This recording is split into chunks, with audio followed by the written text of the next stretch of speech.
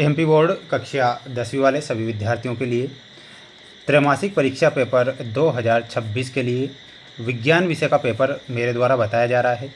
तो सभी छात्र इस क्वेश्चन पेपर को पूरा ध्यान से देखेंगे और अच्छे से इन क्वेश्चन को याद करेंगे, क्योंकि आपकी ये त्रैमासिक जो परीक्षा होने जा रही है इसमें 100% यहाँ से प्रश्न बनने वाले हैं। इसलिए आप इस क्वेश्चन पेपर को बिल्कुल मिस ना करें और पूरा का पूरा पेपर ध्यान से देखें और अच्छे से इन क्वेश्चन को याद करें। ठीक है, ये पूरा का पूरा पेपर है जो आपको परीक्षा में दिया जाएगा और आपसे पूछा जाएगा। सभी विद्यार्थियों को, प्यारे विद्यार्थियों, 4 से 5 सेट पेपर बताऊंगा, तो बिल्कुल आपकी एग्ज़ाम में इनसे क्वेश्चन बनेंगे, तो आप इसे याद कर ही लीजिएगा। सबसे पहले मैं आपको रिक्त स्थानों की पूर्ति कीजिए वाले क्वेश्चन बता देता हूं, जिसमें पहला जो प्रश्न है आपका कि रासायनिक अभिक्रिया में भाग लेने वाले पदार्थ कहलाते हैं। प्यारे विद्यार्थियों, रासायनिक अभिक्रिया में भाग लेने वाले पदार्थ क्या कहलाते हैं?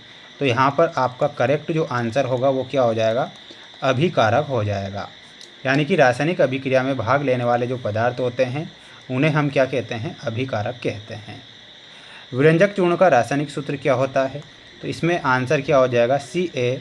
CaOCl2 ये विरंजक चूर्ण का रासायनिक सूत्र है, तो लिखना है CaOCl2।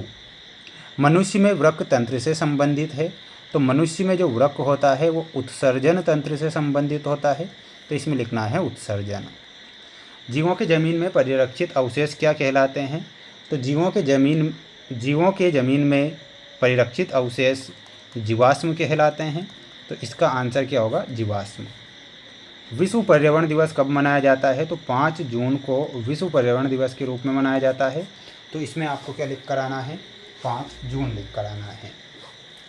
अगला क्वेश्चन आएगा, ध्यान से देखिएगा, ये आपकी सही जोड़ी है, तो बिल्कुल आप इसे देखेंगे। नींबू का रस, तो नींबू का रस कैसा होता है? नींबू का रस अम्लीय होता है। अमाशय रस जो कि हाइड्रोक्लोरिक अम्ल होगा। जल से भरा फ्यूज बल्ब जो होता है अवतल लेंस की तरह कार्य करता है। निकट दृष्टि दोष में उत्तल लेंस का प्रयोग होता है। विद्युत विभवांतर का एसआई मात्रक क्या होता है? तो इसमें आपको मिलाना है वोल्ट से। ठीक है, तो ये जोड़ी भी आपकी यहाँ पर कंप्लीट हो चुकी है। प्यारे विद्यार्थियों, प्यारे साथियों, आप सभी प्यारे भैया बहन वीडियो को लाइक कर चैनल को सब्सक्राइब जरूर कर लीजिएगा।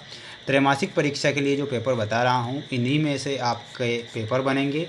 बिल्कुल भी आपका जो क्वेश्चन पेपर होगा वो बाहर नहीं जाएगा, इसलिए आप इन सभी प्रश्नों को याद जरूर करिएगा। सही विकल्प चुनकर लिखिए। में प्यारे बच्चों, आपकी स्क्रीन के सामने पहला प्रश्न है कि द्रव अवस्था में पाई जाने वाली आधातु कौन सी है? तो द्रव अवस्था में पाई जाने वाली जो आधातु है वो कौन सी हो जाएगी? ब्रोमीन धातु हो जाएगी, तो ब्रोमीन आपको ध्यान रखना है। माय डियर फ्रेंड्स, सभी विषय के जो क्वेश्चन पेपर है मैं लेकर आ जाऊंगा, बिल्कुल आप निश्चिंत रहिएगा, है ना। और किसी प्रकार से डाउट वगैरह हो तो आप मुझे कमेंट बॉक्स में पूछ सकते हैं। मधुमेह रोग किस हार्मोन की कमी से होता है? तो मधुमेह नामक रोग जो होता है वो किससे होता है? इंसुलिन की कमी के कारण मधुमेह नामक रोग होता है, तो आंसर क्या होगा? इंसुलिन हो जाएगा। अगला है, हीमोफीलिया किस प्रकार का रोग है? प्यारे बच्चों, इसमें ध्यान रखना है, हीमोफीलिया एक आनुवांशिक रोग है। एक अश्व शक्ति में कितने वोट होते हैं? तो ध्यान रखना है, एक अश्व शक्ति में 746 वोट एक अश्व शक्ति में होते हैं, तो लिखना है 746 वोट।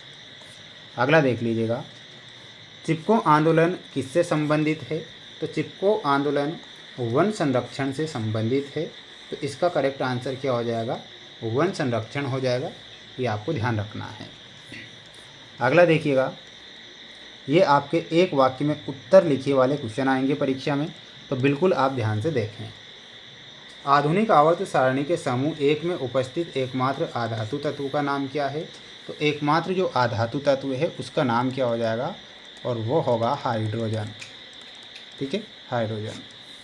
रंध्र का कोई एक कार्य लिखिए। तो रंध्र का कार्य होता है गैसों का आदान प्रदान करना। क्या होता है? गैसों का आदान प्रदान, ये आपको लिखना है। वृद्धि हार्मोन का स्त्रावन किस अंतःस्रावी ग्रंथि से होता है? तो ये होता है पीयूष ग्रंथि से, तो यहाँ पर आंसर क्या होगा? पीयूष ग्रंथि हो जाएगा।